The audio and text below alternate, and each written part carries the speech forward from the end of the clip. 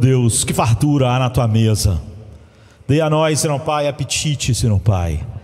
Mas não só, Senhor Pai, para a alimentação básica, mas para, oh Deus, desfrutar, Senhor Pai, de cada sabor, Deus, das tuas delícias.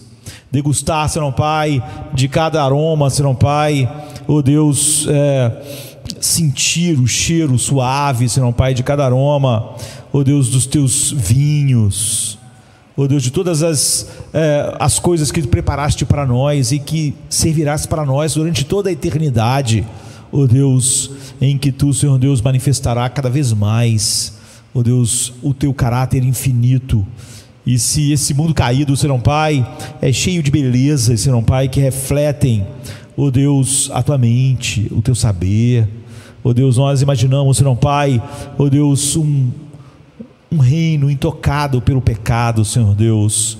De todas as formas, Senhor Pai, cada coisa pregará a tua beleza, mostrará a tua sabedoria. Oh Deus, aguçará as nossas mentes a estudar, pesquisar, querer, Senhor Pai, conhecer mais. E nossas mentes também livres de todas as amarras poderão desfrutar, Senhor Pai, de Ti, oh Deus, na face do Teu Filho e em todas as coisas, Senhor Pai, que Tu, Senhor Deus, colocará diante de nós, para, Senhor Deus, termos gozo e prazer infinito em Ti. Nós possamos, Senhor Pai, nesta noite, ir a esse banquete assim, Senhor Pai, na Tua Palavra, e agora, Senhor Pai, desfrutar já, Senhor Deus, das primícias daquilo que será servido para nós por toda a eternidade. Que todos participem, Deus, que ninguém fique fora da Tua mesa, é o que nós te pedimos, em nome de Jesus, amém, amém. Esse dia alguém fez uma pergunta que eu gosto. Há perguntas que eu não gosto, não é? Muitas perguntas que eu ouço eu não gosto, porque elas são perguntas como você vê muitas vezes na Bíblia. Às vezes a pessoa tem problemas de domínio próprio, na sua santificação de modo geral, não é? Tem problemas com uma língua que não é dominada pela verdade, tem problema de amar o dinheiro, e, enfim, e as pessoas ficam fazendo perguntas tipo: qual é a sua posição sobre o infralapsarianismo e o supralapsarianismo?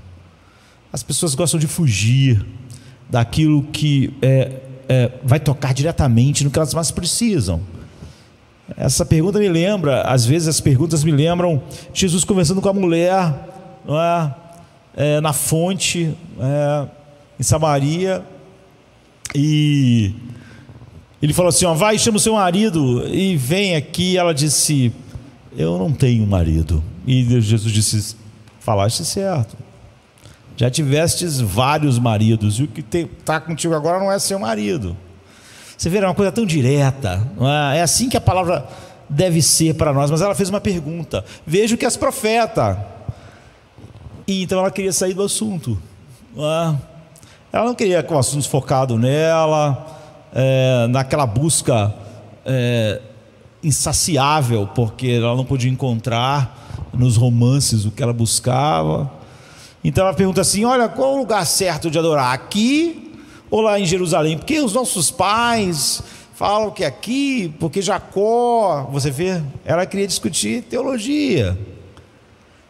Jesus diz: vai lá, chama o seu marido, vem cá, não é? Mas ela não queria que o assunto ficasse aí. Há pessoas que às vezes da igreja mesmo não gostam de um sermão porque falou comigo, não é? Então, ela queria falar sobre infralapsarianismo e que é ótimo, não é? Mas a maioria das vezes os debates das pessoas, elas estão cheias de problemas espirituais no seu coração, não é? Mas as perguntas são só um meio de fuga, como o dela ali. É que Jesus é um bom caçador, não deixou ela escapar, não é? Mas ela queria fugir, e ela queria fugir de uma maneira assim: vamos falar sobre um aspecto da teologia aqui, não é? Vão tirar o foco de mim, não estou achando confortável. Então eu acho perguntas assim meio inúteis. Mas o que a pessoa perguntou é diferente, porque ela perguntou o que significa ser centrado no Evangelho, centrado na cruz e centrado em Cristo. Isso é bom, não é? Que isso vai direto ao ponto sobre as nossas vidas.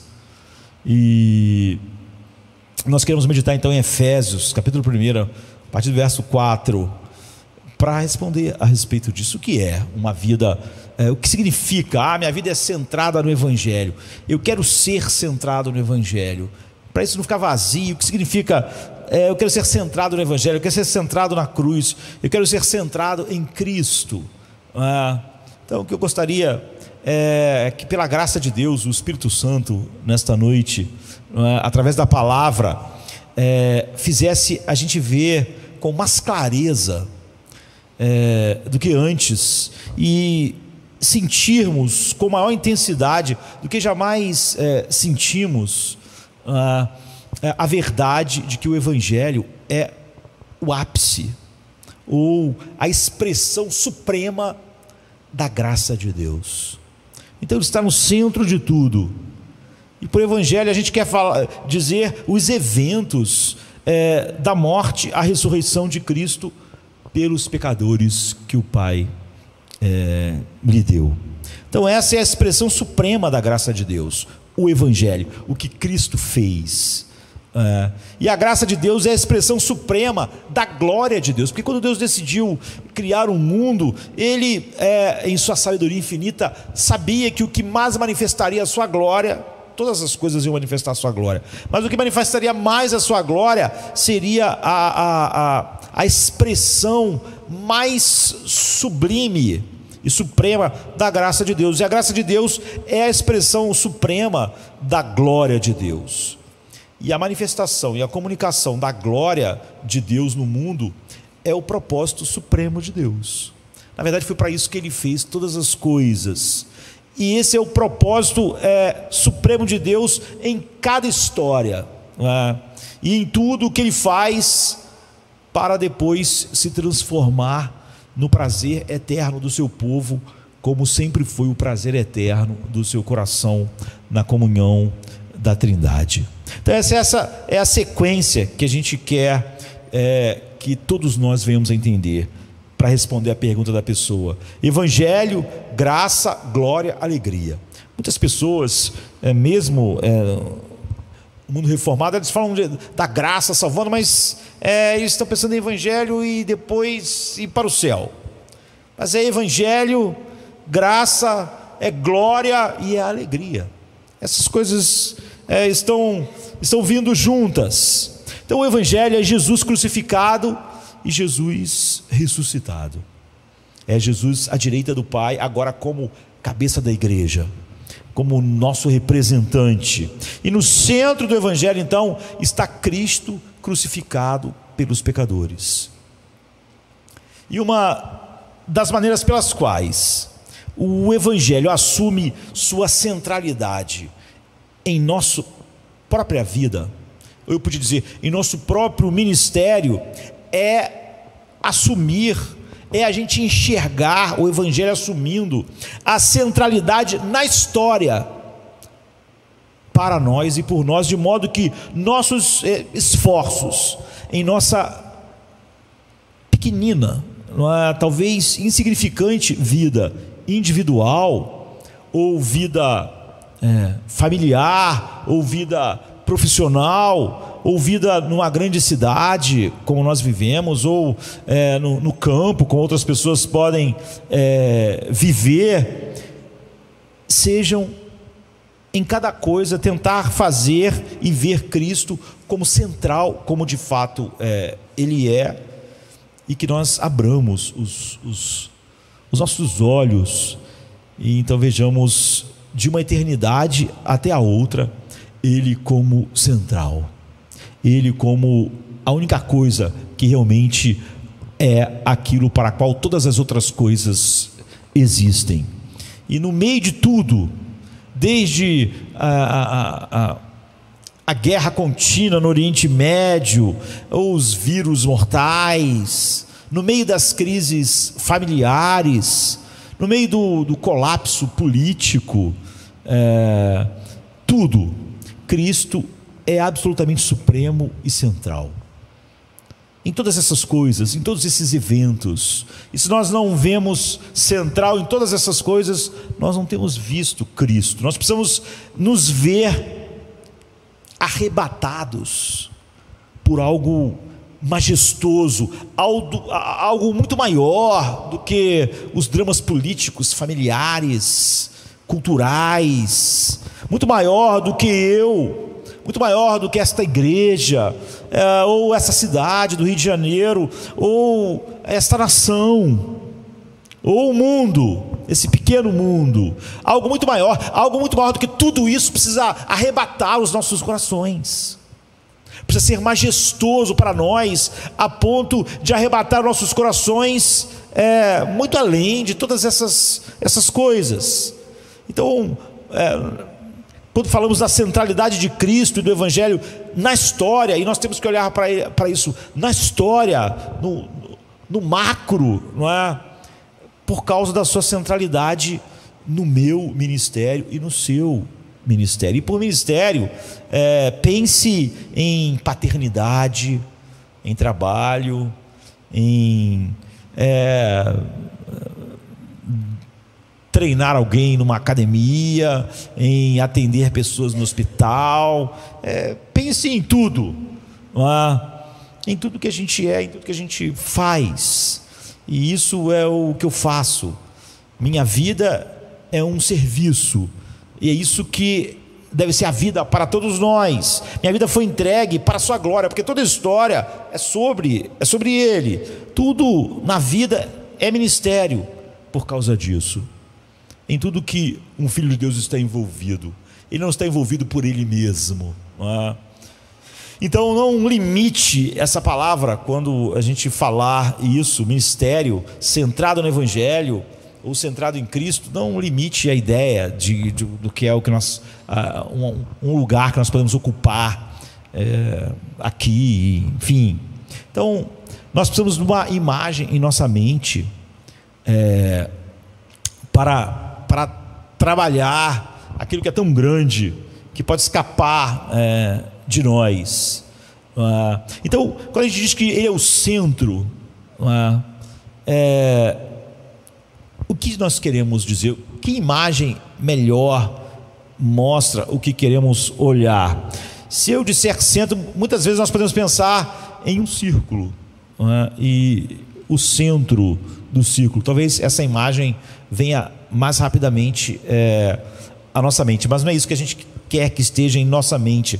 Nós já pregamos e podemos ver realmente Jesus como o Sol, né, num sistema, dizendo que como o Sol é central no sistema solar, e a vida e tudo que está no sistema depende dele, e só está no seu lugar certo porque está girando em torno do Sol. Ou seja, é a gravidade do Sol que mantém todas as coisas no lugar certo, e é isso então que mantém a vida e todas as coisas.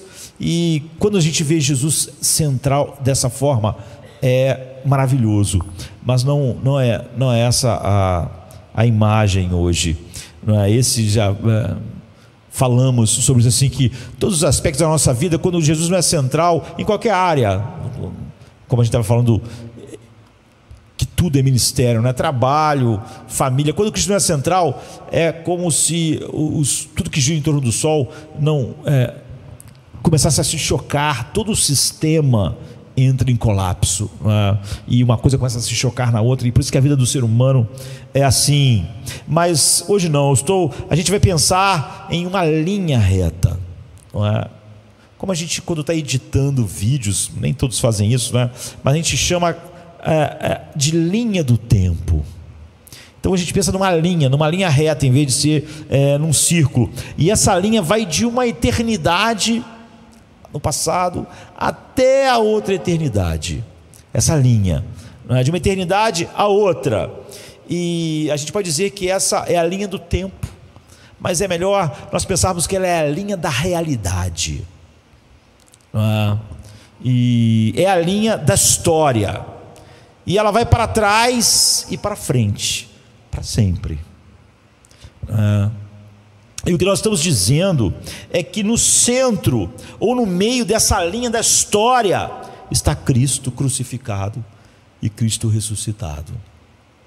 Ele não é central na minha vida, Ele não é central. Ele só pode dominar toda a minha vida, tudo aquilo que a gente chamou de ministério, tudo que é a nossa vida, paternidade, trabalho. Quando a gente enxerga que ele é central, não em alguns aspectos, ele é central nessa linha que vai de uma eternidade a outra. No centro, no meio dessa linha da história, está Cristo crucificado e Cristo ressuscitado, e toda essa linha é dominada por esse evento. Então a gente agora quer apenas colocar a Bíblia nisso, para que a gente sinta o poder, a glória, a força dessa realidade, do que nós queremos dizer. Não é algo pequeno, é algo imenso. Então nós cristãos não gostamos de uma religião tribal. Nós não temos a nossa pequena visão das coisas e achamos que aquele ali tem uma pequena visão, e os hindus lá têm uma pequena visão, e os muçulmanos uma pequena visão, e todos têm uma pequena visão das coisas. Não, nós gostamos de uma coisa e aquelas pessoas gostam de outra coisa. Não é assim que verdadeiros cristãos pensam. Por isso o cristão, ele nunca está em sintonia com essa ideia que pode simplesmente se acoplar a muitas ideias, porque essa é a linha da realidade e não das opiniões. Essa linha que vai de uma eternidade a outra é a linha onde tudo está. Não é as minhas opiniões e as minhas preferências. Jesus não é o centro da minha história, é o centro da história. Ele é o centro da realidade. A cruz é o centro de todas as coisas. Não tem nada a ver com o que eu gosto, com o que eu não gosto, com as minhas opiniões. E toda a realidade está nessa linha. Não há nada que exista, não há nada que foi criado que esteja fora da linha. Essa linha, que eu falei lá que no computador é a linha do tempo, nos nossos editores, ela é a linha da realidade. E nada está fora da realidade, nada que exista. E Jesus está no centro disso. Ele é exaltado no centro da realidade. E o Evangelho está no centro disso, porque é a maior expressão da graça de Deus, que é a maior expressão da sua glória, para que Deus revele quem Ele gloriosa e perfeitamente, e aquilo que constrói o que vamos desfrutar em Deus e com Ele por toda a eternidade, é a cruz de Cristo no Evangelho. Jesus crucificado e ressuscitado. É por isso que Paulo diz que ele se propôs a não pregar nada a não ser Jesus Cristo e este crucificado. Tudo nessa linha que está antes ou depois daquele evento central está ligada a esse evento na linha da realidade. Então, antes da vinda de Cristo, tudo foi planejado para chegar até aquele ponto. Cada império, cada povo, cada evento, cada acontecimento político, cada aparecimento de uma grande nação, tudo, cada família individual, cada pessoa individual, foi planejado para levar e preparar para o Evangelho, incluído tudo o que estava acontecendo na mente de Deus, lá na eternidade, que trouxe essa realidade. Tudo depois da cruz e da ressurreição está ligado a este evento evangélico no centro, e só é possível por causa da cruz. É assim que acontece, se você encarar isso como algo que acontece para a glória de Deus, e que é aquilo que vai encher o nosso coração de gozo por toda a eternidade em comunhão com Ele, ou seja, aquilo que é para a nossa alegria eterna. E todas as coisas então existem por causa daquilo que é o centro, que está nessa linha. Tudo que acontece no mundo hoje, de acordo com os desígnios e propósitos de Deus, só pode acontecer porque Jesus morreu e ressuscitou. Então nós temos duas tarefas aqui a olhar para a Bíblia. A primeira é onde você vê na Bíblia que tudo antes de Cristo vai em direção a Cristo. né? Vai para aquele centro, nessa linha. E onde nós vemos na Bíblia que tudo que veio depois de Cristo foi possível e é possível graças àquilo que aconteceu, a cruz. De tal maneira que ela é central e nós não pregamos e não somos centrados em mais nada a não ser naquilo, não em alguns aspectos da nossa vida. Mas você vê, esse é o centro da história, é o centro da realidade. Então se nós pudermos sentir a imensidão disso, então Cristo se tornará maior para você. Ele não pode ser maior do que o que Ele é, mas Ele é maior à medida que você cresce na compreensão. É isso que C.S. Lewis quis dizer quando Lúcio encontra Aslan depois de um tempo e diz: Aslan, tu cresceu, tu está maior, aquele grande leão. E ele diz: não, não estou maior, mas quanto mais tu crescer, você vai me ver maior. E é assim, e é o que nós queremos. Ele seria mais majestoso para você, mais glorioso, mais central. É assim que ele se torna central na minha paternidade. Não indo lá para a paternidade, fazendo encontro de pais. É quando eu vejo a centralidade dele em tudo assim, então é assim, eu vejo ele maior, mais majestoso. Então ele vai se tornar a centralidade em tudo. Mas você vê, não é uma ferramenta para mim fazer um pai melhor, para mim fazer um casamento melhor, para mim fazer um relacionamento melhor. Não, não. Ele é que é o centro das coisas, não as coisas que acontecem na minha vida. Quanto mais eu cresço, mais eu vejo ele maior e mais central ele vai ser nessas outras pequenas coisas. Não é? Meu casamento, minha paternidade, meu trabalho. É assim que ele é o centro da nossa vida. Isso aqui é ter um viver centrado em Cristo. Depende de algo maior do que focar em alguns aspectos da vida e tentar enfiar Cristo lá sem eu ver quem Ele é realmente. E a gente começa nessa tarefa assim antes da cruz. Então eu falei que é em Efésios 1, de 4 a 6, que diz assim: Ele nos escolheu nele antes da fundação do mundo, para que fôssemos santos e irrepreensíveis diante dele. Em amor, Ele nos predestinou para filhos de adoção por meio de Jesus Cristo, segundo o propósito da sua vontade, para o louvor de sua gloriosa graça, com a qual nos abençoou no amado. Ninguém tem a capacidade, de resumir coisas tão grandiosas em tão poucas palavras como o apóstolo Paulo. É maravilhoso como a verdade fluiu de Paulo. E nós, ao reconhecermos que Deus usou Paulo,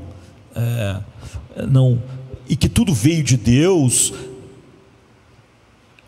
não quer dizer que eu não admire aquilo que Deus faz em Paulo, e posso me alegrar naquilo que Deus fez através da vida dele.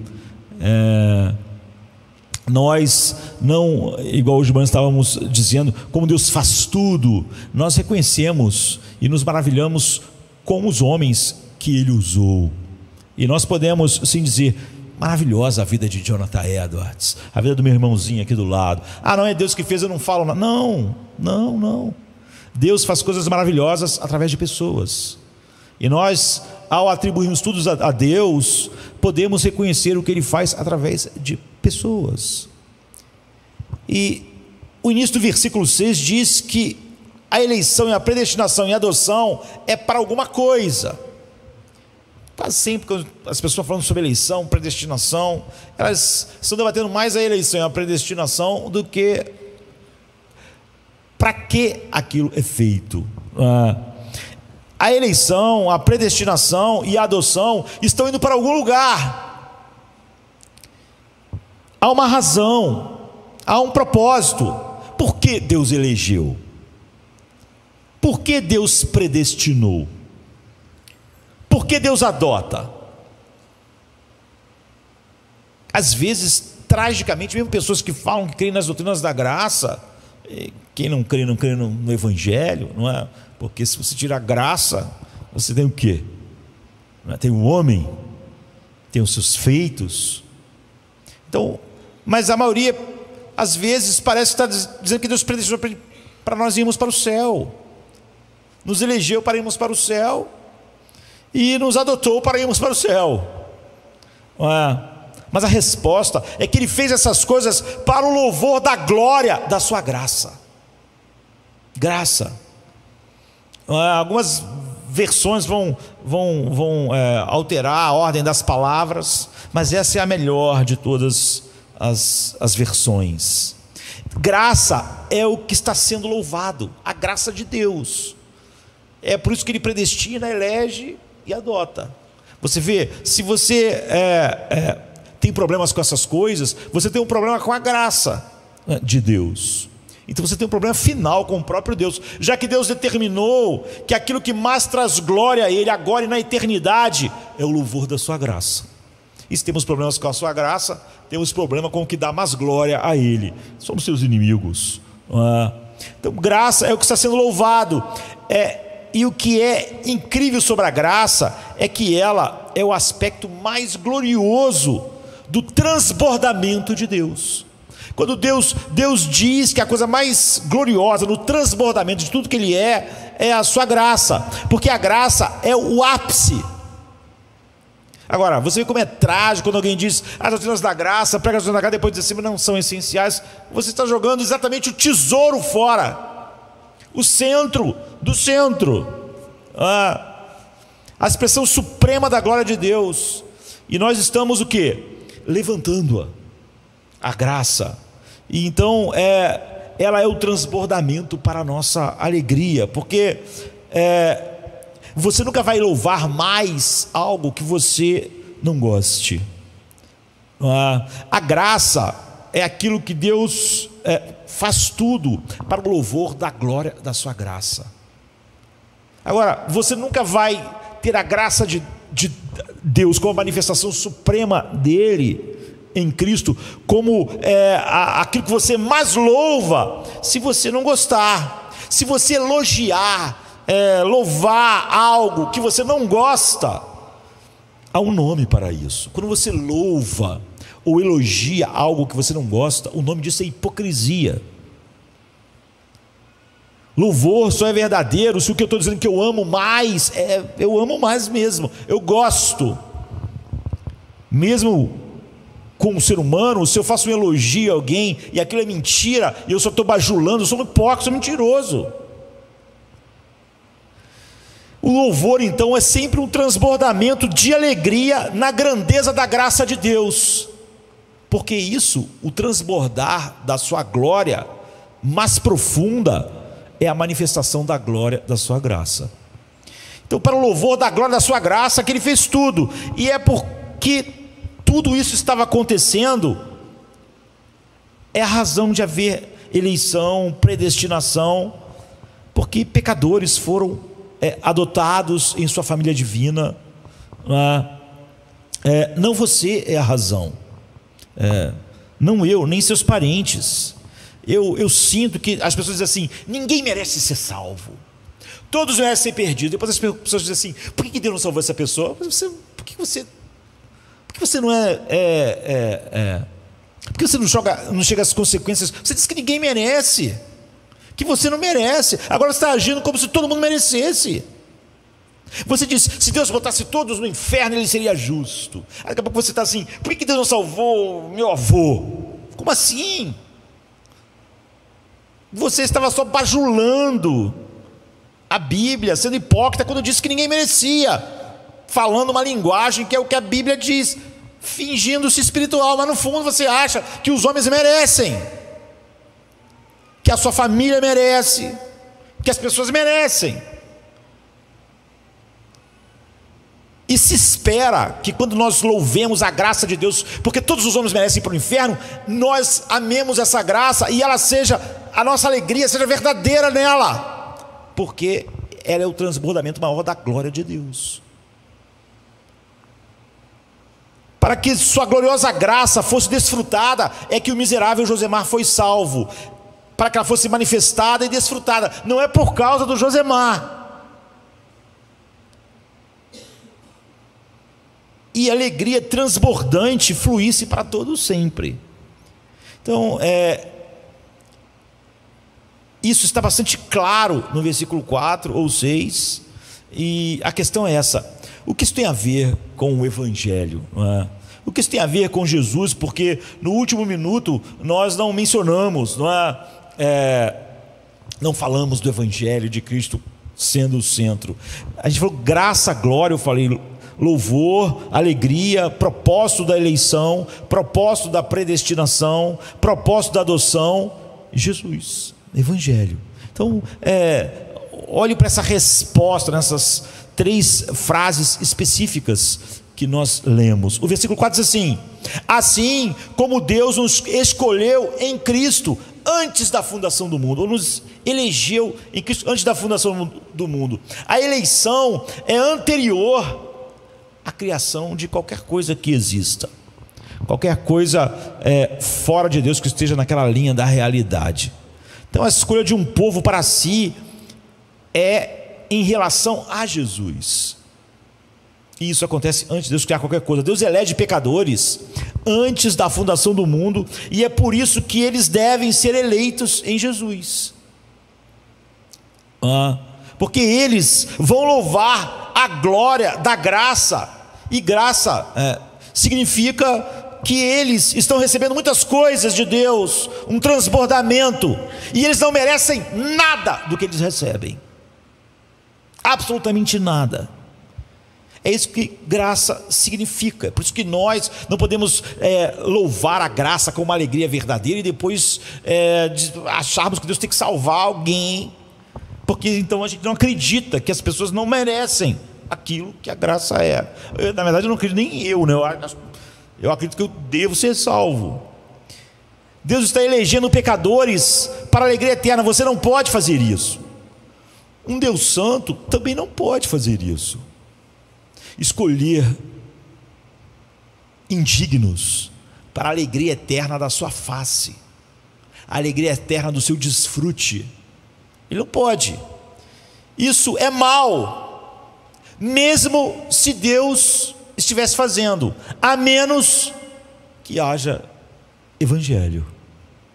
A eleição é a escolha de pecadores que merecem a justiça e a ira, para receber todo o transbordar da manifestação de Deus por toda a eternidade, é má. Um homem não pode fazer isso, e é má para Deus, a menos que haja Evangelho, a menos que haja Cristo, a menos que haja morte, a menos que haja substituto, a menos que haja propiciação, a menos que haja redenção, e tudo que existe em Cristo. E é por isso que eles são eleitos no amado. Essa é a primeira pista para nós. Tudo isso está relacionado ao Evangelho. E se você pegar a eleição sem a cruz, seria má, mesmo em Deus. Tudo isso está relacionado a Cristo crucificado. Assim como Deus nos escolheu nele antes da fundação do mundo. O verso 5 diz: em amor Ele, Deus, nos predestinou para filhos de adoção por meio de Jesus Cristo. A eleição é uma coisa, a predestinação é outra, não é? E a predestinação dos escolhidos para graça e glória é através de Jesus Cristo. Tinha que ser através de Jesus Cristo. A predestinação de pecadores para a glória seria perversa se não houvesse Cristo, através de quem eles pudessem ser justificados, e através disso receber o dom do Espírito e serem santificados. Eles foram escolhidos e agora eles estão predestinados através de Cristo. Então veja o final do versículo 6: para louvor da glória da sua graça, com que nos abençoou no amado. Então nós estamos recebendo graça para louvor da glória da sua graça, com a qual Ele nos abençoou abundantemente. Graça sobre graça está vindo sobre nós. Da onde? João diz: da sua plenitude nós temos recebido graça sobre graça. A graça com a qual nos abençoou no amado. Então nós já vimos isso. Você vê 3 vezes Paulo enfatizando. Vimos no amado no versículo 6, vimos nele nós fomos escolhidos no versículo 4, e vimos através de Jesus Cristo no versículo 5.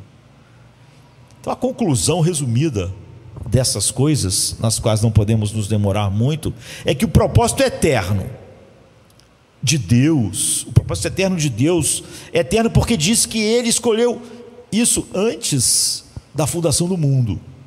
A aliança é eterna porque ela foi feita antes da fundação do mundo, na eternidade. Não existia universo ainda, apenas Deus e o pensamento de Deus.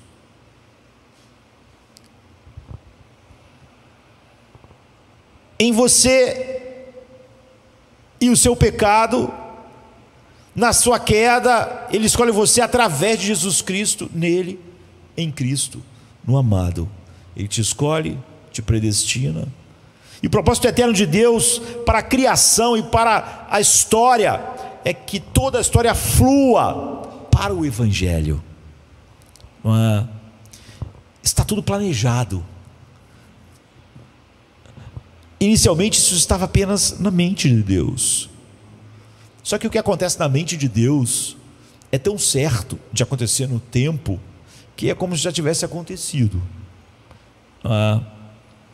Então já fomos escolhidos para a graça como pecadores em Cristo. Cristo deve vir e tudo deve se preparar para isso, porque nada dessas coisas seriam boas em si mesmas, seriam absurdas, seriam mais se não fosse a cruz. Cristo deve vir e tudo deve se preparar para isso, porque é assim que tudo foi planejado desde a eternidade. Esse é a primeira coisa que mostra como todas as coisas estão conduzindo a isso desde a eternidade e estão apontando para lá, a partir do centro da linha da realidade, que é Cristo crucificado. Agora a gente pode ver outras 2 passagens para sublinhar isso que Paulo coloca para nós em Efésios. E a primeira é em 2 Timóteo 1,9.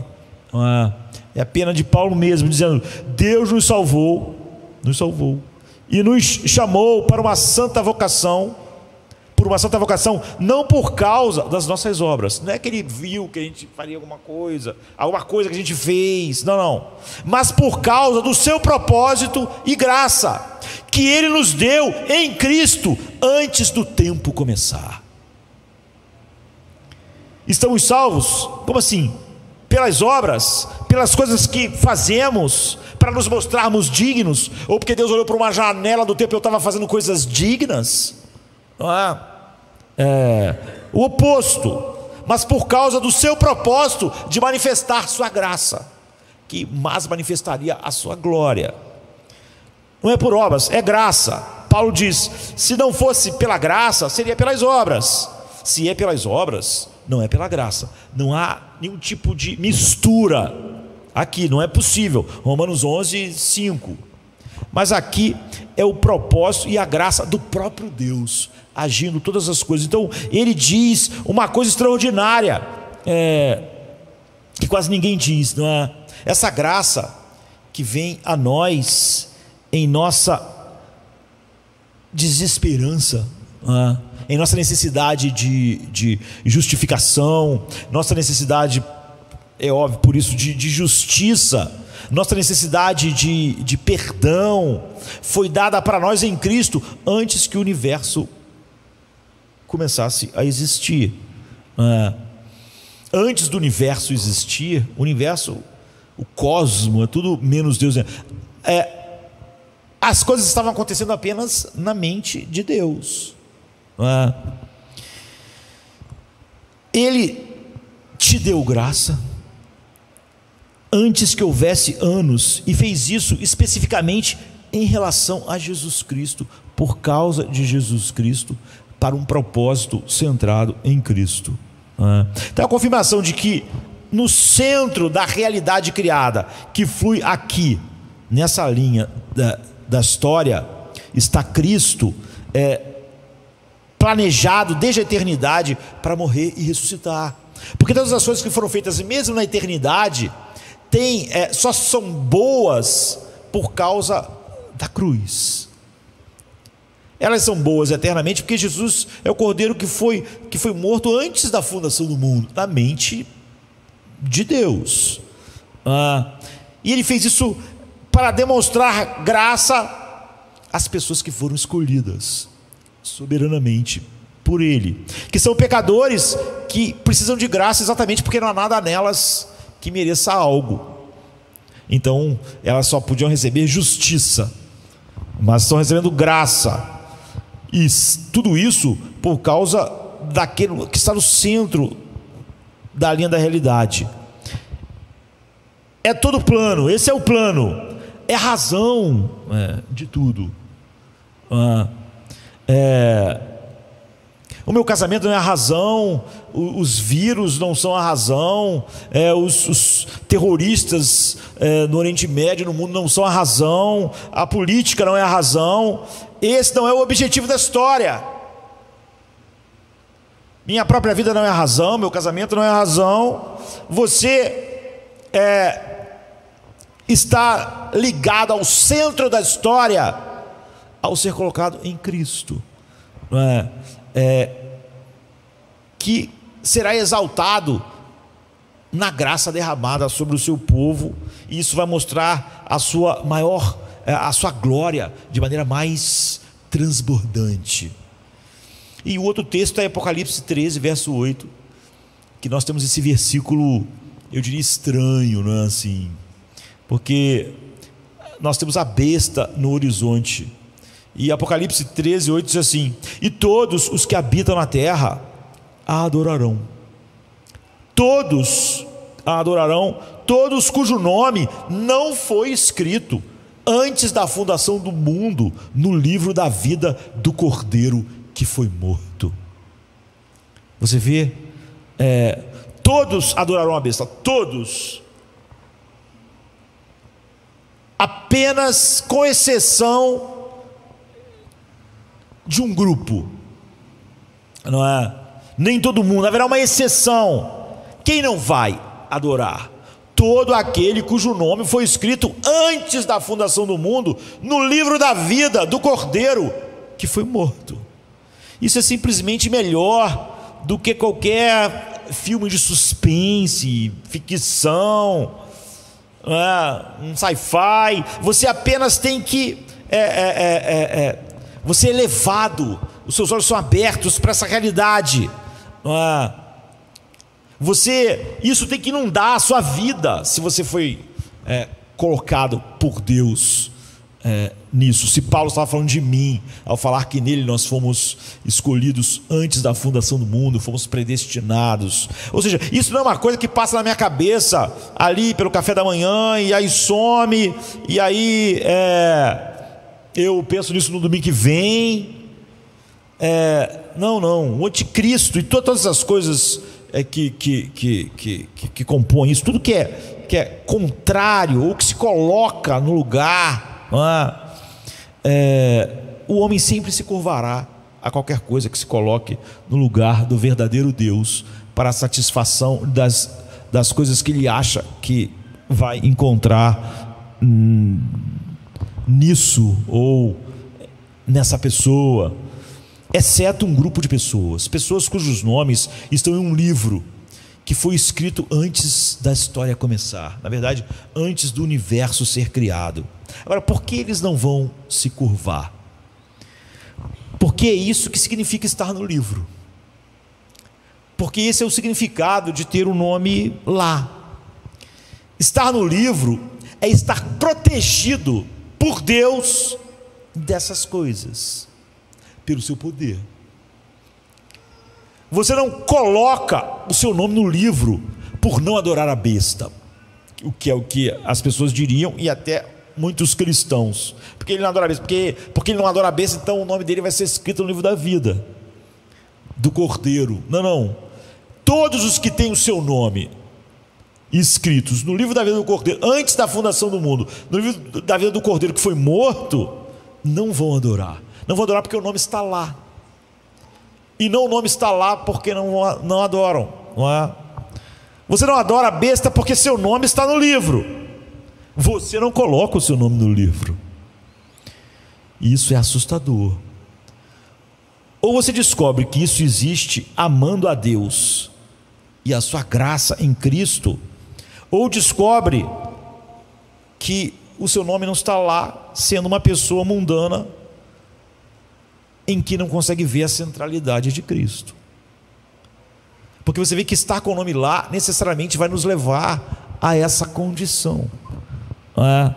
Então o ponto aqui é o seguinte: o livro tem um nome. O nome do livro, ele é chamado Livro da Vida do Cordeiro que foi morto. Esse é o nome do livro antes do universo existir. O livro não tem o nome da vida do Cordeiro que foi morto, porque foi escrito depois da morte de Cristo aqui, na história. O que significa que haverá um Cordeiro morto. Ele estava morto na mente de Deus. Seu sangue foi derramado na mente de Deus. Ao livro da vida do Cordeiro que foi morto. Então significa que haverá um Cordeiro morto. O que significa que haverá o quê? Pecado, queda, a redenção centrada somente no Cordeiro, salvação e a glória da graça de Deus. Então Jesus é incrível, é maravilhoso, é imenso. Ele não é um tônico como as outras coisas. Eu imagino ser para a minha vida, para o meu casamento, para a minha... Quando eu falo sobre história centrada no Evangelho ou em Cristo, vida centrada no Evangelho, a minha, a sua, a gente quer dizer que no centro da história está Cristo encarnado, Deus homem, sem pecado. Ele não morreu por causa dele, ele morreu pelo pecado de outras pessoas, e ele terminou a grande obra que foi planejada desde a eternidade, e comprou graça infinita para o povo de Deus, para o povo que Deus escolheu. Jesus disse: eram teus e tu me deste. Essas são as ovelhas de Deus que Jesus veio resgatar. Por isso que ele diz, falando sobre pessoas que não se converteram ainda: eu ainda tenho muitas ovelhas em outro aprisco, em outros apriscos, e eu não perderei nenhuma das ovelhas que o Pai me deu. Eu vou atrás de cada uma delas com meu chamado eficaz, com minha redenção eficaz, com a minha expiação eficaz, com a perseverança eficaz que flui de mim. Todas essas coisas através do Espírito. Ele ressuscitou então triunfante sobre o pecado, o inferno, a morte e Satanás. Ascendeu e está assentado à destra de Deus. Nesse ponto, tudo de antemão chegou à consumação, tudo que veio antes dele.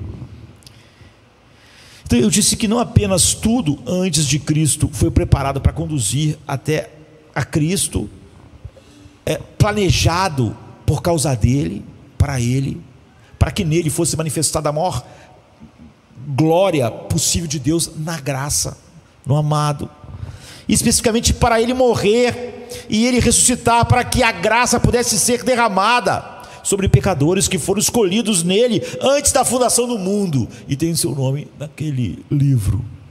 Eu também disse que tudo que flui na história depois de Cristo só é possível por causa da cruz. Tudo antes conduzia para lá, e agora tudo é possível por causa disso.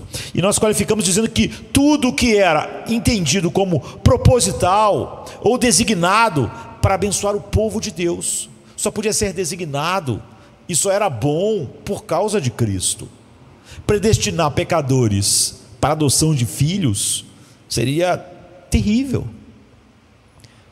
Eleger pecadores para sempre desfrutarem dessa glória seria terrível, a não ser que houvesse cruz. Então, pense em todas as coisas que acontecem no mundo, todos os eventos antes. Você vai ver impérios nascendo, impérios morrendo, pestes. A história culminava naquilo. E agora, todas essas coisas, vírus, o colapso moral da cultura ocidental, tudo que parece ameaçar todas as coisas, tudo isso vai levar ao que Deus determinou na eternidade. Nada disso, na verdade, é empecilho nenhum.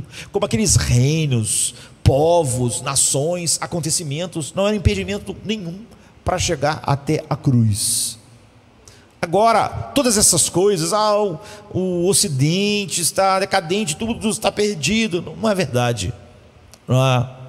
Todas essas coisas vão direcionar, por causa da cruz, para aquele final determinado.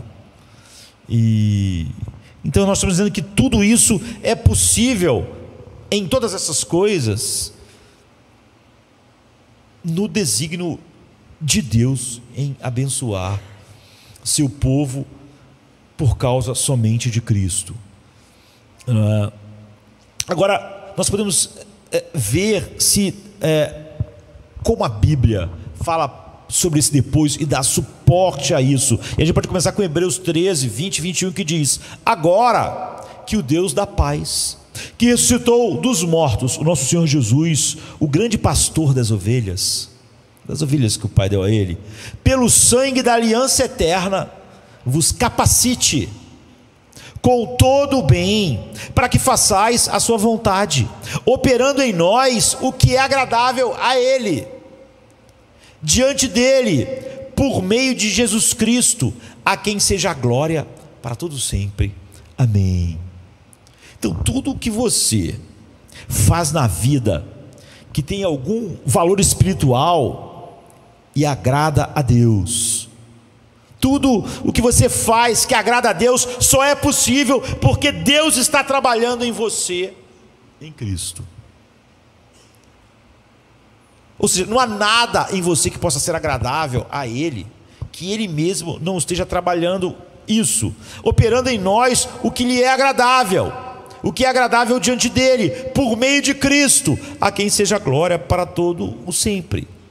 Então Ele pode equipá-lo, o texto está dizendo, com tudo de bom, para que você possa fazer a vontade dEle, operando em você aquilo que é agradável aos olhos dEle. Ele está operando.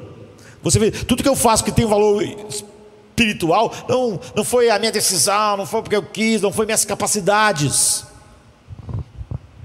Isso só revela que o meu nome está naquele livro, que Ele está operando todas essas coisas em mim. Nada que em mim possa agradá-lo pode ser de outra forma que não seja Ele mesmo operando em mim, em Cristo. É assim que você é capaz de fazer coisas que agradam a Deus. Uma oração, um hino, uma adoração, a vida,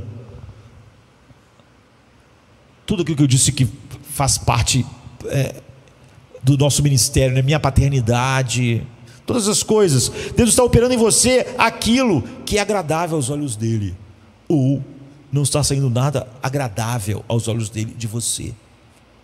Não é possível que nada que Ele mesmo não esteja operando em Cristo, por causa daquilo que Ele fez na eternidade, para que tudo chegasse à cruz, e agora por causa do que foi feito na cruz, operando em mim, por causa da sua graça, pode ser agradável a Deus. Então tudo que fazemos no ministério, tudo que fazemos na vida, tudo que alguém faz na vida que agrada a Deus espiritualmente, só é possível porque Deus Todo-Poderoso e infinitamente santo está trabalhando em nós para realizar coisas que agradam a Ele. Aqui está um problema, né? Eu sou um pecador, embora eu tenha nascido de Deus e o Espírito Santo habite minha vida, ainda há corrupção em mim, e faço coisas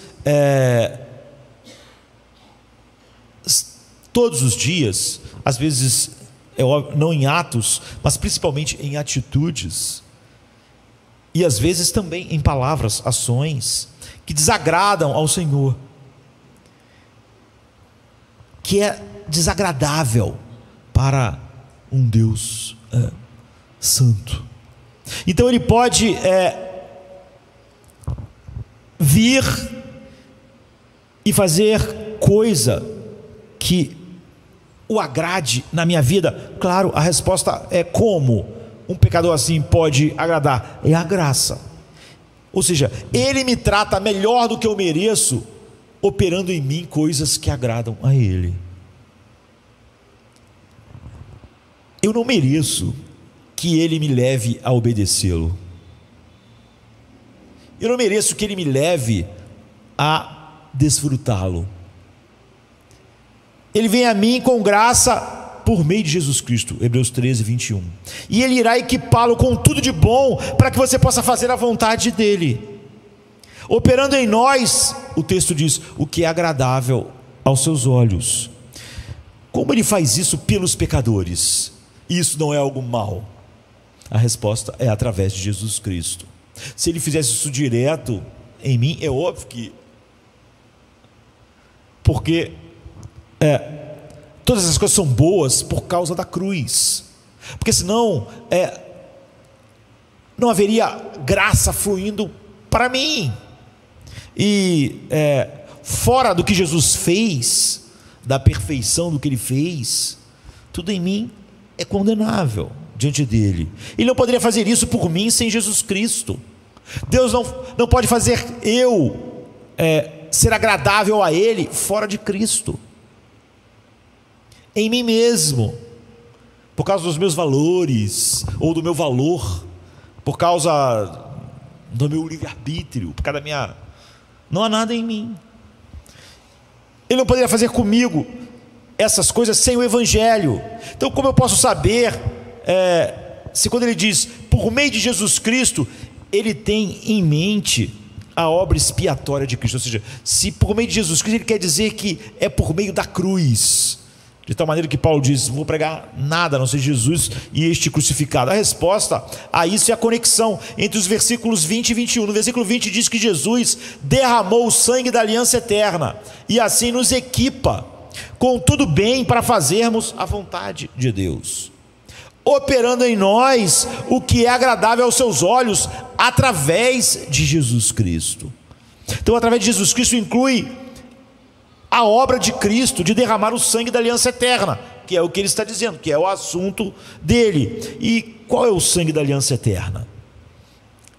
É o sangue da nova aliança, não é? Jesus levantou o cálice, hoje nós ceamos, né, naquela última ceia com os discípulos, naquela quinta-feira, e ele disse: esse é o cálice da nova aliança. Lucas 22, 20.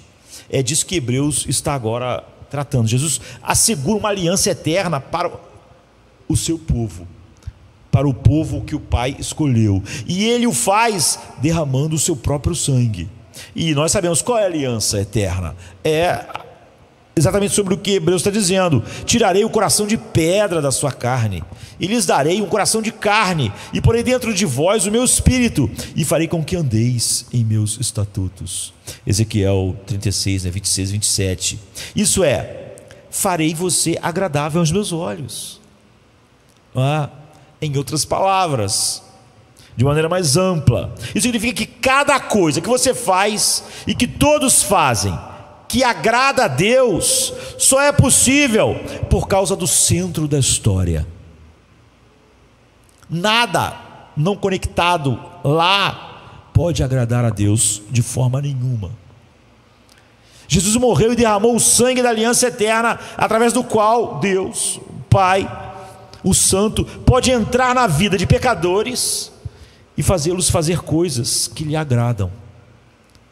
Você vê, quando eu faço coisas que agradam a Deus, como não há nada que realmente não seja Deus operando em mim essas coisas, quando eu não posso atribuir a mim de maneira nenhuma como o princípio ou como ajudador de Deus no que Ele está fazendo, porque eu sou o resultado do que Ele está fazendo, não sou o seu ajudador.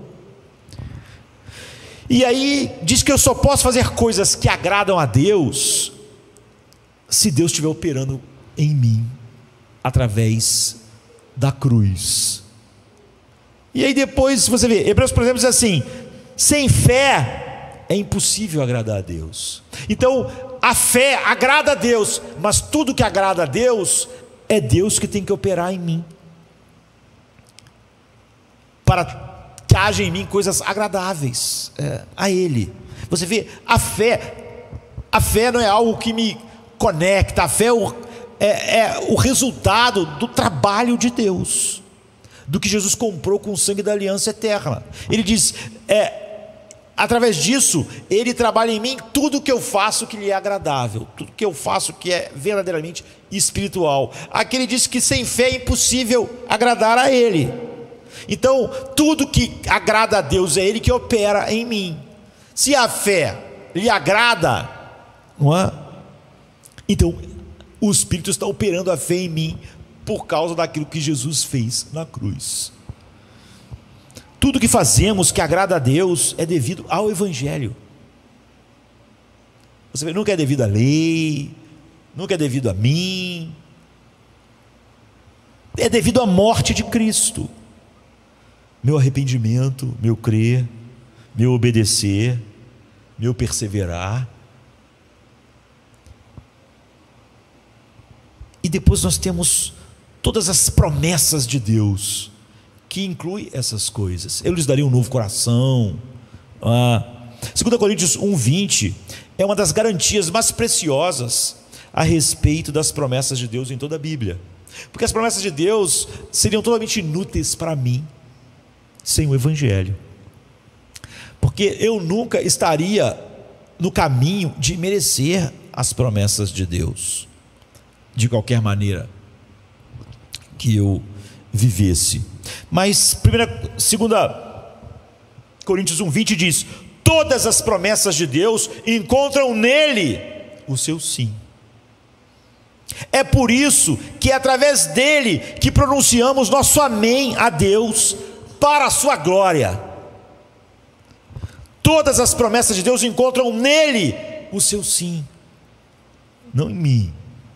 O que significa que toda a vida de fé é assegurada por Cristo, quando Ele a comprou pelo seu sangue da aliança eterna. A nova aliança, na qual todas as promessas fluem para aqueles que estão nele: fé, arrependimento, obediência, perseverança, todas as coisas que agradam a Deus, incluindo o estar nele. Então a forma como eu vivo a vida cristã é passando de um momento para o outro, não é? Instante após instante.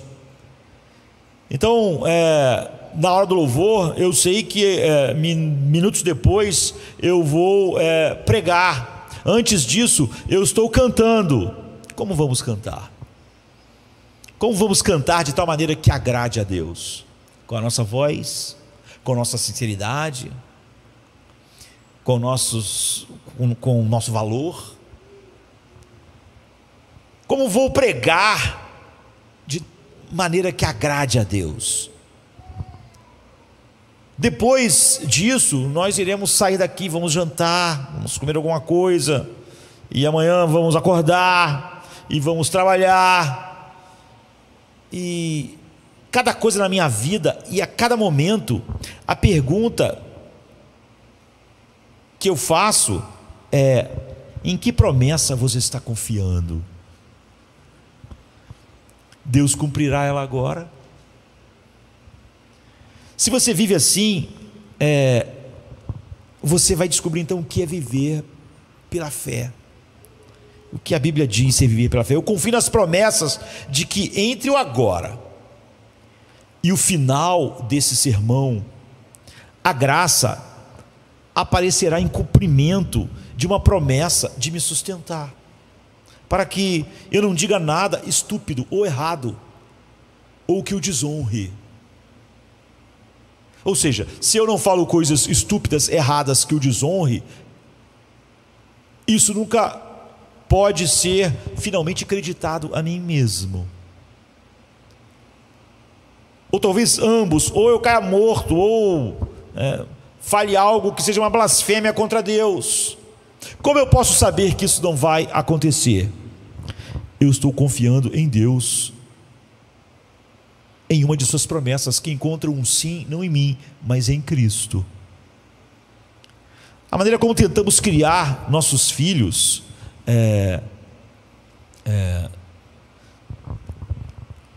eu, Cláudia, eu espero que todos nós, a maneira que eu tentei criá-los é mostrar que se eles vão para qualquer lugar, fazendo as coisas comuns da vida, como ir à escola, ir ao cinema, ir viajar, ir enfrentar o primeiro dia no primário, não sei como é agora que fala, né? Ginásio, segundo grau, sei lá, faculdade, as coisas vão mudando tudo, né? Eles estão com medo, estão nervosos. A vida, cada momento, cada estação, né? Na formatura, nossa vida familiar, né? Está baseada, se eu pudesse um texto que a explique, está em Isaías 41:10, que diz: não temas, porque eu estou contigo. São promessas, mas essas promessas só encontram seu sim em Cristo, no qual nós dizemos o amém para a glória de Deus. Não temas. E aí vem promessas notáveis: porque eu estou contigo. Não tenhas medo, pois eu sou o seu Deus. Eu te fortalecerei, eu te ajudarei, eu te sustentarei com minha destra fiel. Quando eu persevero, eu não penso que isso que agrada a Deus foi feito por mim. Deus opera em mim tudo que lhe agrada. Todas as promessas de Deus têm o seu sim em Cristo, não em mim, ou por causa de mim. Eu diria: acredite nisso, Mateus, acredite nisso, Tomás. Enquanto você for para cá, para lá, para qualquer lugar, qualquer nova experiência, qualquer novo estágio da vida, Ele vai te ajudar, Ele estará com você. E cada passo na vida deles, então, representava a confiança em Deus para fazer algo na vida deles. Eles mesmos não podem fazer nada por si mesmos que agrade a Deus. Por causa de Cristo, então você está totalmente olhando essas promessas, descansando nelas, tendo paz nelas. Quando Ele disse: eu te ajudarei, eu estarei contigo, não tenhas medo. Eu posso negar tudo que Cristo fez, dizendo: eu continuo com medo, porque eu sinto que tu podes falhar, ou tu podes não fazer, ou eu posso não, como se fosse em mim que o sim a essas promessas dependessem, né? O sim só viria por causa de mim. E Ele vai dar graça sustentadora. Como você pode dormir em paz, sabendo que se você vai viver mais 10 anos, você vai perseverar? Seria desesperador se eu pensasse que isso depende do Josemar, não é? Mas eu tenho a promessa dele, não é? E é nisso que eu descanso. E essa promessa encontra o seu sim em Cristo, não em mim. Ele fez promessas nesse sentido, e é por isso que você se apega a uma promessa a cada momento da vida. Ele derramou suas promessas. Agora, em 2 Coríntios 1:20, não é? Cada uma dessas promessas só podem ser colocadas na minha vida porque eu não mereço nenhuma delas, e seria mal eu recebê-las. Mas cada uma dessas promessas foi comprada com o sangue de Cristo para mim. O que significa, é claro, que quando você confia em uma promessa, você está confiando em Cristo. Quando eu confio, eu não te deixarei, essa é uma promessa. Quando eu confio nela, eu estou confiando em Cristo, porque eu sei que é nele que é o sim. Quando eu não confio nela, eu não confio em Cristo e nem no que ele fez. Por isso que uma vida que diz, eu vou justificado, vou para o céu, mas eu não consigo confiar em Deus, eu vivo apavorado, eu não tenho nenhuma paz, eu não tenho nada disso, é estranho, contradiz a verdade. Quando eu creio numa promessa de Deus para mim, eu estou confiando em Cristo. Quando eu não creio, eu não estou confiando em Cristo, porque a promessa encontra seu sim nele. Quando você confia em Jesus, você está confiando no Jesus crucificado, porque o Jesus, se não fosse um cordeiro que foi morto, não poderia me colocar debaixo dessas promessas, já que eu mereço apenas a ira de Deus e não suas promessas.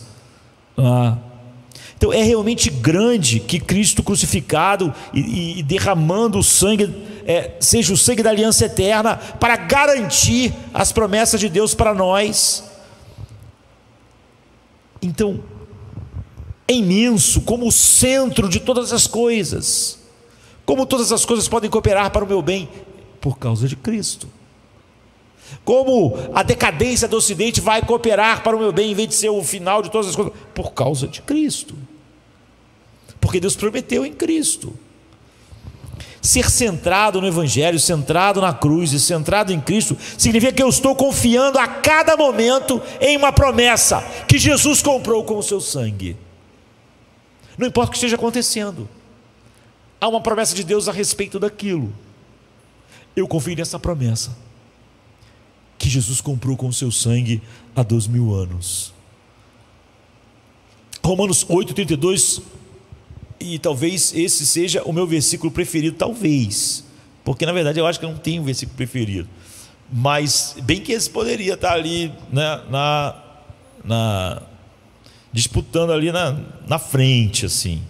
Paulo diz: aquele que não poupou o seu próprio filho, e a gente pode fazer uma pausa aqui, e deixar, é assim que você deve meditar na palavra de Deus, deve fazer pausas, deixar que essas palavras tenham um efeito adequado em seu coração.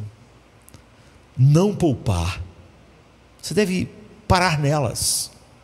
Quando você diz que ele não poupou, o que isso implica? Para o que isso aponta? Isso implica que foi difícil para Deus, foi um custo imenso, infinito para Ele. Ele não poupou. Quando você ouve as palavras seu próprio filho, não é apenas filho, mas seu próprio filho, seu único filho, aquele que não poupou o próprio filho, seu próprio filho, mas o abandonou. O que isso significa? Na cruz, significa o que é abandoná-lo? Abandoná-lo à tortura.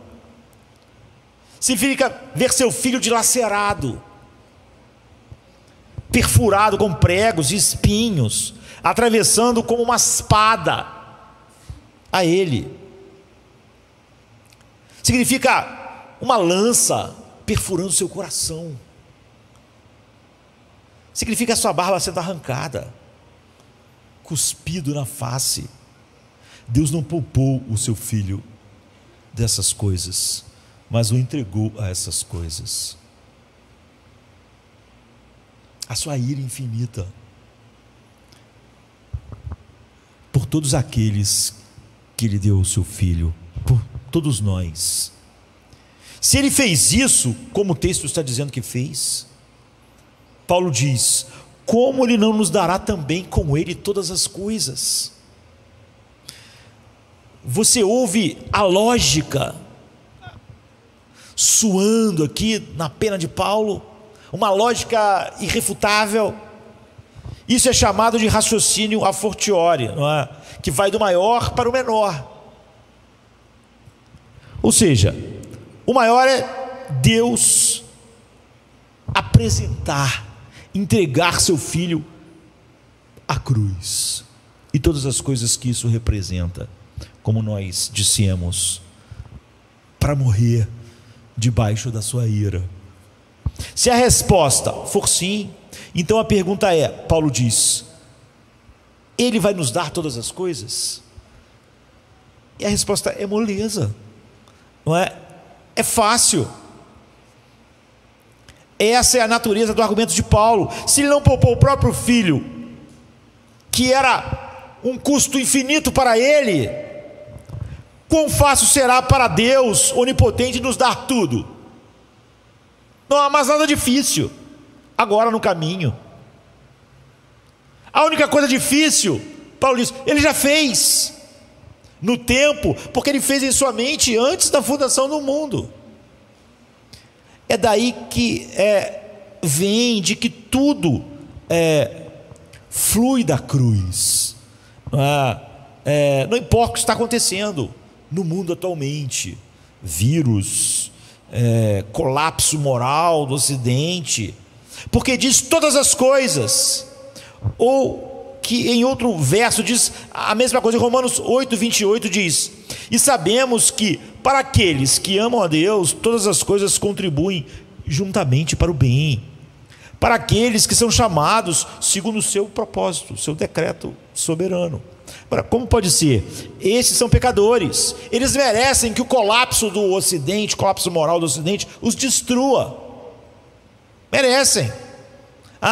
Os homens, nós não merecemos que o Ocidente, não, nós merecemos exatamente isso. O homem merece exatamente isso, essa decadência, ser entregue aos seus próprios corações. Agora, como então pode essas coisas, em vez de ser para minha destruição, como seria naturalmente, se cooperarem para o meu bem? Como pode ser? A resposta é o Evangelho.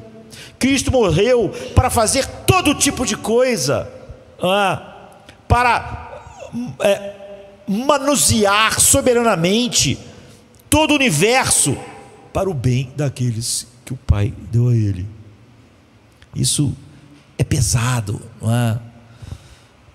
Tem um peso enorme. Nós estamos dizendo todas as coisas, realmente inclui os males, a morte, doenças, o colapso cultural do Ocidente. Sim, como foi o colapso do Império Romano. Isso é uma boa notícia, mas será que todas as coisas mesmo estão incluídas? Porque a gente poderia pensar não ser todas as coisas. É óbvio que quando a Bíblia fala todos, tudo, está sempre relacionado ao que está sendo dito, ao contexto. A gente não pode extrapolar e dizer que tudo é tudo. Não. A Bíblia diz assim: buscai primeiro o reino de Deus e tudo vos será acrescentado. É tudo? Todas as coisas, então, tudo vai ser acrescentado a mim, tudo que, sabe, todos os bens, tudo vai ser acrescentado. É óbvio que não. Todas as coisas está relacionado ao que Cristo vem dizendo. Eu estou preso à palavra todos, mas entendo que esse todo tem um limite do seu contexto. Então é semelhante a isso: buscai primeiro o reino de Deus e a sua justiça, e todas essas coisas vos serão acrescentadas. Mateus 6,33. No contexto é o que você come, e o que bebe, e o que veste. Naturalmente ele está falando que, olha, Deus vai te dar o suficiente para glorificar a Ele mesmo durante a vida. Essas necessidades é que são todas as coisas que ele estava dizendo. Não tudo, todas as coisas, no sentido geral. Eu ia dizer, não está sendo acrescentadamente todas as coisas. Então, será que os cristãos sempre conseguem o que precisam para comer? Os cristãos sempre conseguem o que precisam para vestir? Em que sentido Deus se compromete na morte de Cristo a dar-lhe todas as coisas?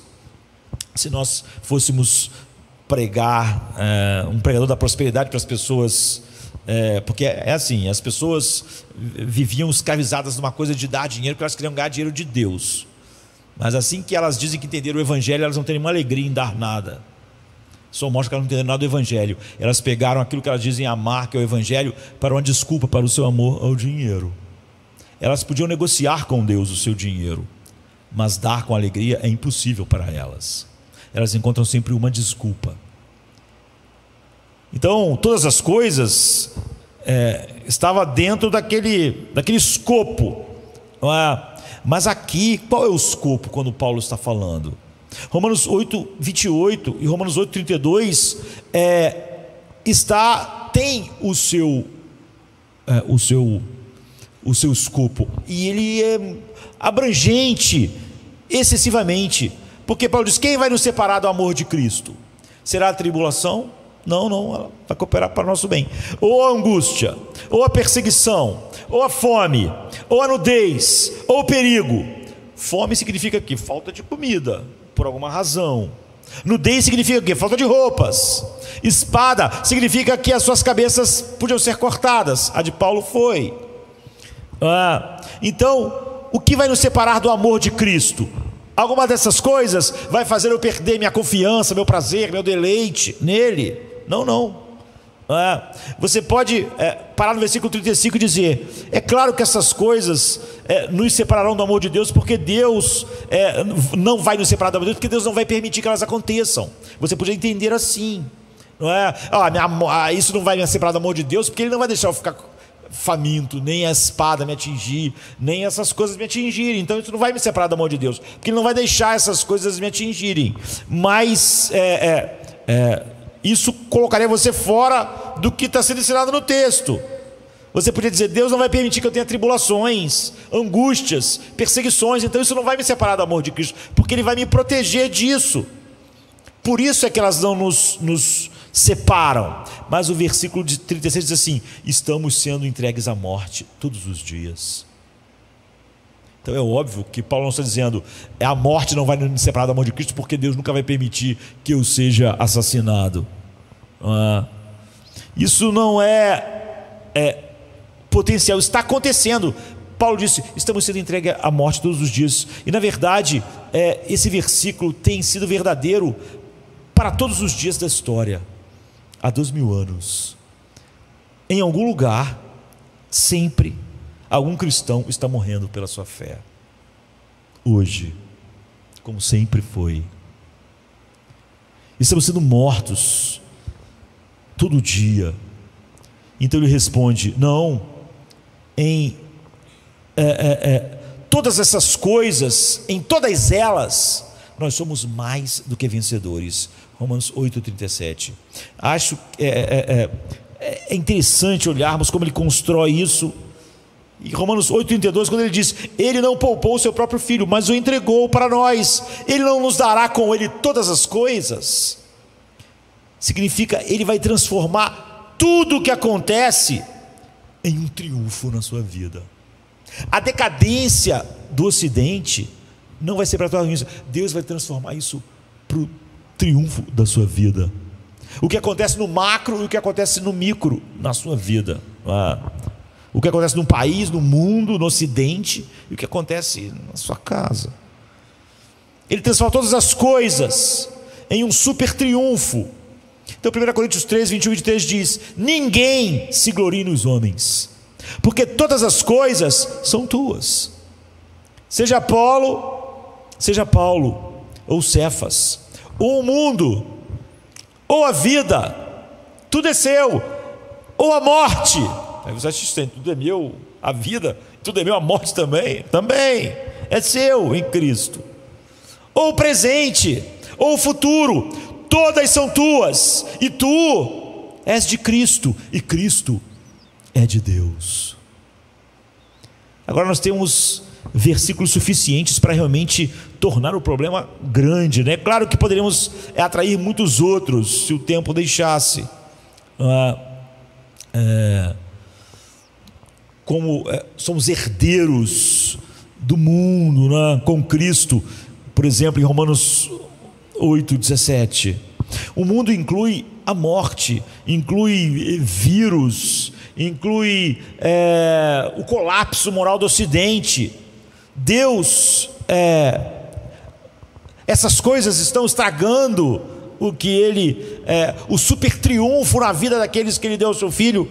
Não, em todas essas coisas somos mais que vencedores. No colapso político, no colapso moral do Ocidente, no colapso moral lá do Império Romano, em todas as coisas. O que significa? Na morte você é mais do que um vencedor. Na decapitação você é mais do que um vencedor. Na doença, não é, tua, na doença da sua esposa, você é mais que um vencedor. O que isso significa? Ser mais que vencedor nessas coisas. Essa é uma imagem que nos ajuda a entender o significado.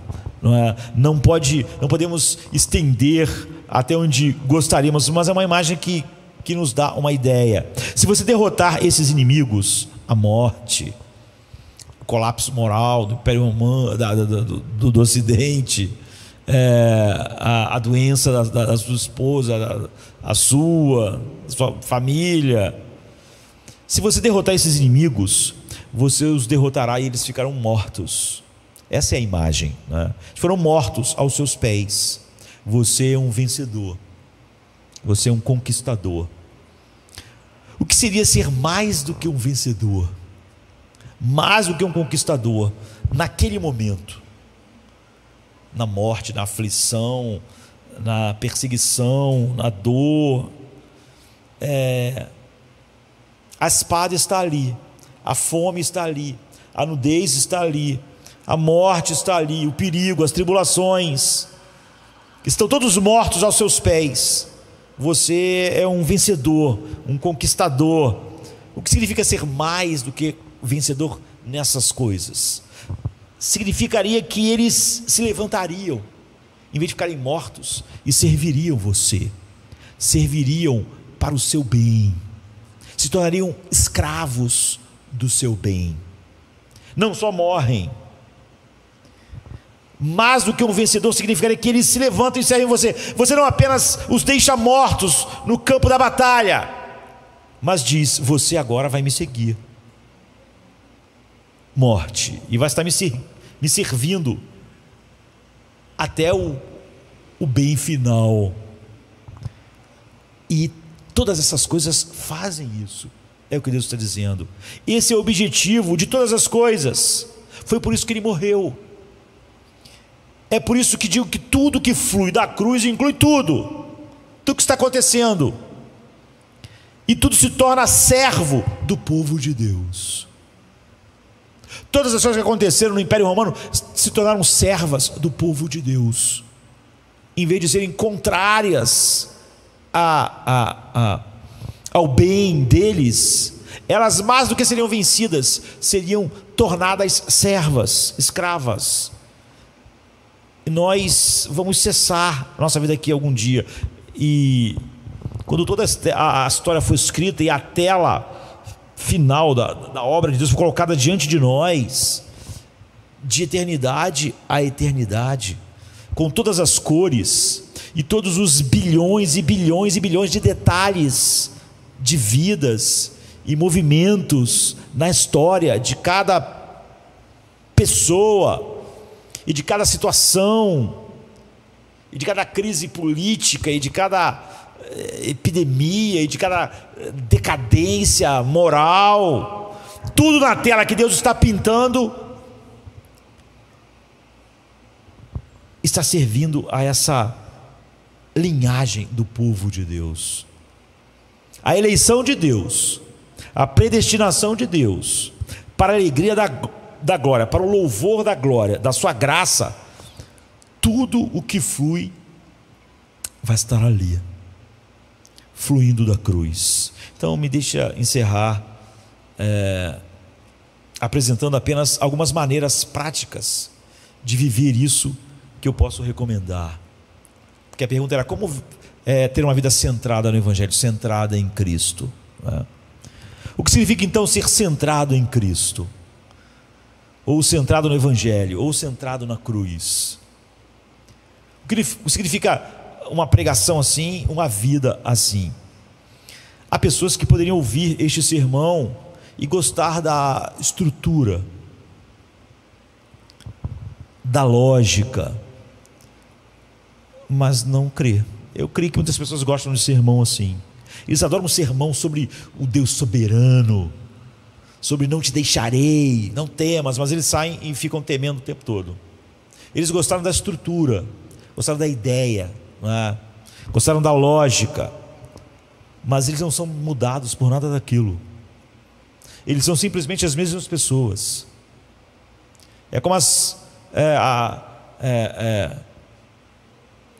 o rei lá ouvindo João Batista e gostando, não mudava nada a ele. É como as pessoas que iam ouvir Ezequiel, às vezes eles gostavam, a Bíblia diz, mas não alterava eles em nada. É apenas algo teoricamente interessante. Eu estava dizendo no início, muitas pessoas fazem perguntas teológicas, é só porque é teoricamente interessante aquilo.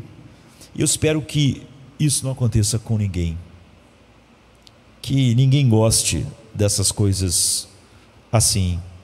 Então, primeiro, ser centrado no Evangelho é fazer tudo o que você faz, tudo, com confiança na graça comprada pelo sangue de Cristo e nas promessas que foram compradas pelo sangue dele. É daqui que você parte, e é assim então você sai agora daqui e enfrenta problemas e assuntos da vida cotidiana. E quando você olha para eles, você está dizendo: como eu posso fazer isso com confiança?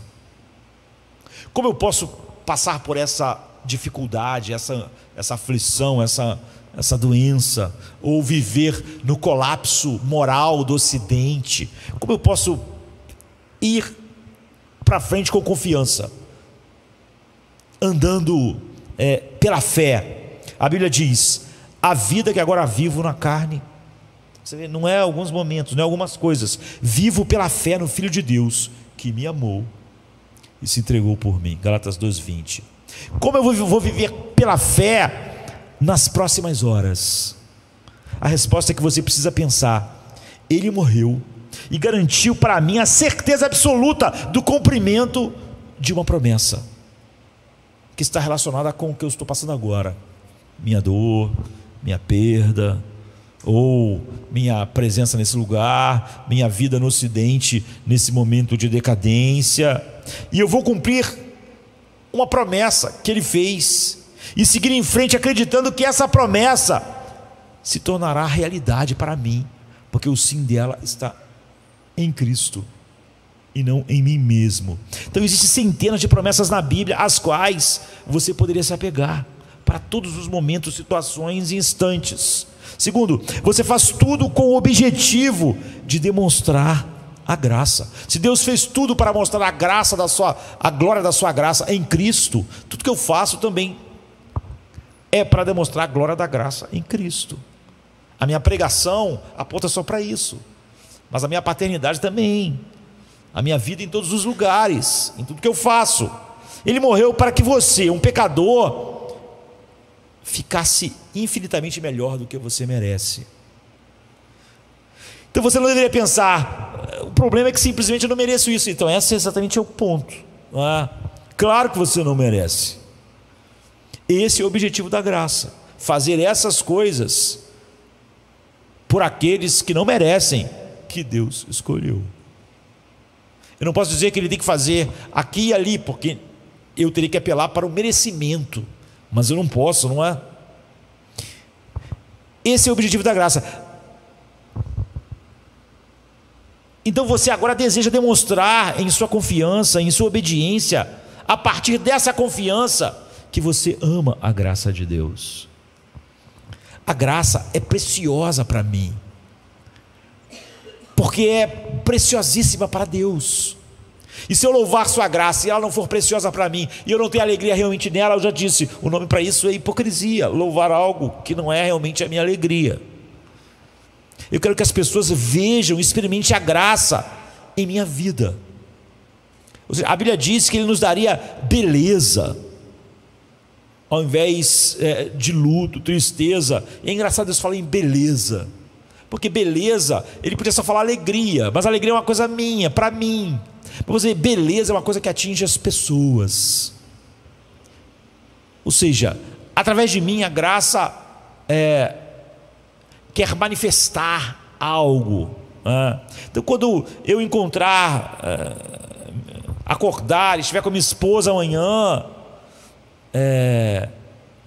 eu anseio em ser cheio de graça para com ela, ou seja, manifestar a glória de Cristo. Quando eu fico doente, o que eu mais quero então é manifestar a glória da graça de Cristo na doença, em vez de manifestar o contrário, como as pessoas justificam.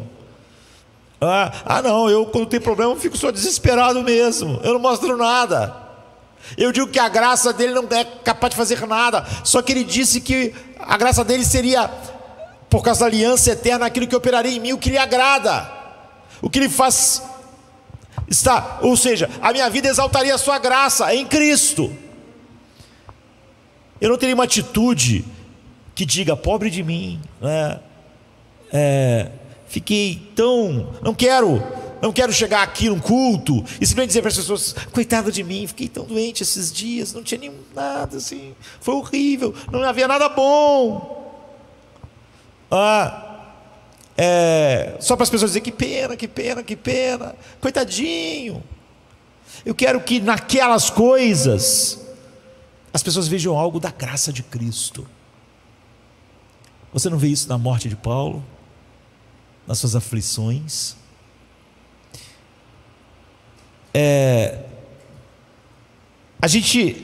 Eu quero chegar em casa, não quero dizer, olha, eu estive na igreja hoje de manhã, um culto, e aí eu não tenho mais nada, eu estou igual eu estava antes, ontem, e não há nada da graça fluindo.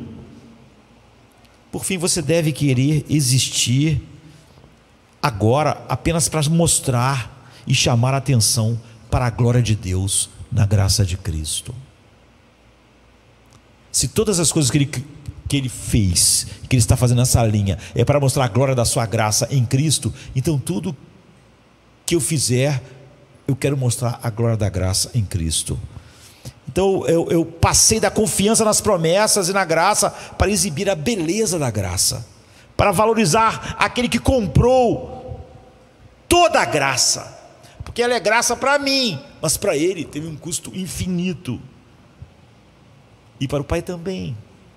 Ele é o centro da história, e quando compreendermos isso nas proporções bíblicas, nós seremos capacitados de novas maneiras dele ser o centro da nossa paternidade, ele ser o centro do nosso trabalho amanhã, segunda-feira, ele ser o centro na escola, ele ser o centro na minha paz, o centro na minha alegria, o centro em tudo, na minha doença. Para viver de uma forma prática em nossas pequenas vidas, nós temos que ter uma visão imensa de Cristo. Nós não podemos ter um pequeno Cristo colocado nas nossas pequenas vidas. Esse pequeno Cristo, que não é o centro de todas as coisas, não vai mudar o meu pequeno casamento, a minha pequena vida amanhã. Para viver de uma forma muito prática em nossas pequenas vidas, para que ele seja, a graça dele seja de maneira confiável, demonstrada através de mim como grande, e ele seja estimado acima de todas as coisas. Só uma visão assim, muito além do escopo da minha vida, vendo Cristo como ele é o centro de todas as coisas, dessa maneira grandiosa, verdadeira, que toca todas as coisas, que faz todas as coisas funcionarem de determinada maneira que foi decretada e que só podem ser boas ao funcionar assim, por causa da cruz. Eu mostrar a sua beleza, que é a beleza da sua graça, em tudo que eu faço. A vida centrada em Cristo não vem, como eu disse, numa vida jovem, de uma reunião falando sobre as coisas dos jovens. Se o jovem não tiver uma visão grandiosa de Cristo assim, Jesus nunca será central na sua juventude, nem na sua saúde, nem na sua doença, nem nos seus ganhos, nem nas suas perdas, nem na sua vida. Não vai ser grande na sua vida e nem grande na sua morte. Não vai ser grande no dia da prosperidade, não vai ser grande no dia da falta. Não vai ser grande no dia do seu casamento, não vai ser grande no dia do enterro do seu cônjuge. Ele não vai ser grande, ele não vai ser o centro das coisas que compõem a minha vida, se eu não ver Ele imensamente maior do que toda a história, do que o colapso do Ocidente, do que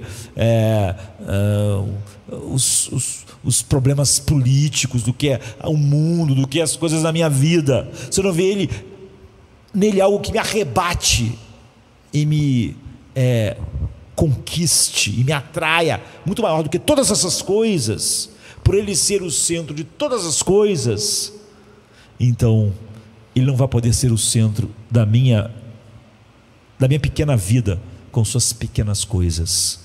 O que os jovens, velhos, casados e solteiros precisam, para que Jesus seja o centro da minha vida sexual, o centro da minha vida econômica, o centro, precisa de uma visão de Cristo que seja muito maior do que todas essas coisas, muito mais deslumbrante.